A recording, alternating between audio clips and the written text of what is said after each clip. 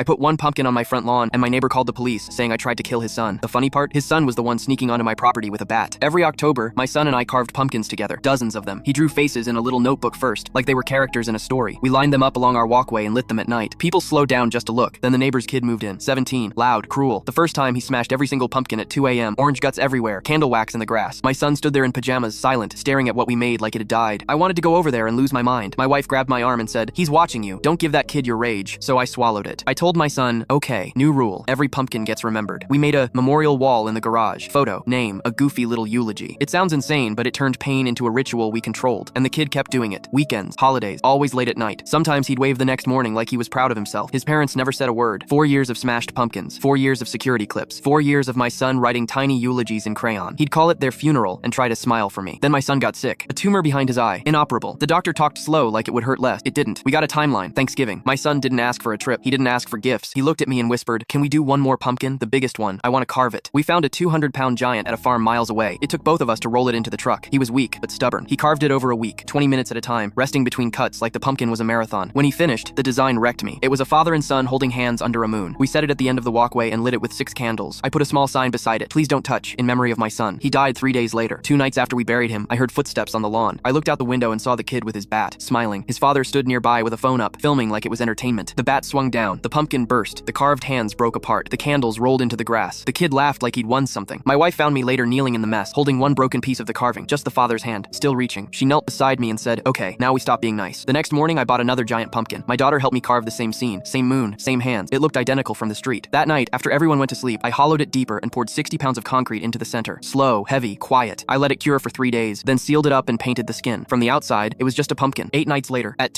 7 a.m., the motion alert pinged. I watched from the window. The kid crept onto my lawn. He lifted the bat. He took a full swing. Thunk. Not a crack. Not a smash. Just a dead stop. His wrists snapped back like rubber bands. His face drained. The bat splintered in his hands. He dropped to the ground screaming and clutching his arms, rolling in the grass. His dad sprinted over, yelling, "You tried to kill my son." I stepped onto my porch and said, "He tried to destroy my property." Again, the cops arrived, looked at the kid, then the broken bat, then my pumpkin still standing. My neighbor kept shouting about traps. The officer just blinked and asked, "So your son broke onto his lawn and hit a pumpkin?" "Yes," but the officer cut him off. "Concrete isn't illegal, trespassing is." I pulled up my camera footage, clip after clip of 2 a.m. pumpkin attacks. The kid swinging, the dad filming. 4 years of it. The officer's face went flat. "You've been doing this for years?" They got tickets, fines. The kid needed surgery. His baseball scholarship talk vanished overnight. A month later, a for sale sign went up. The street went quiet again. The memorial wall is still in my garage. Hundreds of pumpkins, names, photos, eulogies, and one last entry. My son smiling behind a pumpkin bigger than his chest. Under it, I wrote, "The bravest one of all."